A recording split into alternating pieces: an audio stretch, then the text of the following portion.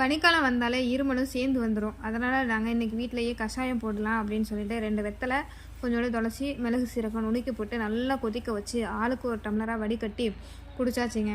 அதை விட இன்றைக்கி என்ன, சரி ஓகே மார்னிங்கே இன்றைக்கி வேலையை முடிச்சு வச்சிடலாம், சமையல் முடிச்சு வச்சுட்டு நம்ம பொங்கல் வேலை ஸ்டார்ட் பண்ணலாம் அப்படின்னு சொல்லிக்கிட்டு இன்றைக்கி மார்னிங் பார்த்தா கொஞ்சோண்டு முருங்கைக்கீரை இருந்தது.